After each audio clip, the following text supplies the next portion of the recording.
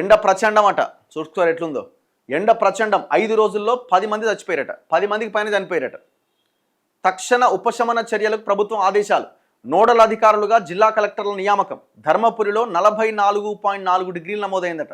ఏమెండా ఇది, చచ్చిపోతారు బయట తిరిగితే. చచ్చిపోవడే ఉన్నది. 45 డిగ్రీలట ధర్మపురి ప్రాంతంలో. 45 డిగ్రీస్.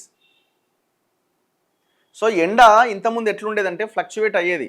మీరు చూడండి, సరే ఒకరోజు 40-42 ఉన్నా కూడా ఇంకొక రోజు ఆ తర్వాత 2 రోజులకి తగ్గేది. కానీ ఇప్పుడు అట్లా లేదు. 44-45 డిగ్రీలు స్టార్ట్ అయిందంటే అది 10-15 రోజులు కంటిన్యూగా ఉంటున్నది. చాలా ప్రమాదం. కారణం ఏంటంటే మనం చేసుకున్న తప్పిదాలే. కొండలు లేవు, గుట్టలు లేవు, చెట్లు లేవు, అడవులు మొత్తం నరికేస్తున్నాం. ఏముంటుంది? ఒక 10 ఏళ్ల కింద ఉన్న టెంపరేచర్ చూడండి, ఇప్పుడు టెంపరేచర్ చూడండి. ఒకటే ఎగ్జాంపుల్. రాత్రి వండిన కూర పొద్దుగాల ఉంటుందా, ఉంటలేదా? ఫ్రిడ్జ్ లేకుండా, రిఫ్రిజిరేటర్లో పెట్టకుండా అవకాశం ఉందా? ఫ్రిడ్జ్ లేకుండా అసలు ఇంపాసిబుల్. ఒకప్పుడు ఎట్లుండే? ఒకప్పుడు అసలు ఏ ఫ్రిడ్జ్లు, ఏ రిఫ్రిజిరేటర్ లేవు కదా. ఎట్లా ఉన్నది? అప్పుడు వాతావరణం చాలా కూల్గా ఉన్నది. ఇవాళ టెంపరేచర్స్ ఎక్కడికో వెళ్ళిపోయినాయి. అసలు ఈ ఎండలా తిరిగినామంటే కథమే. ఇక కాటికి కాలు దాపినట్టే. పెద్ద మనుషులు, ముసలోళ్ళు, పోరగాళ్ళు బయట బయట ఆడుకో అని అంటే ఆగమైన బతుకులే. 10 మంది పైన చనిపోయారండి. 10 మెంబర్స్.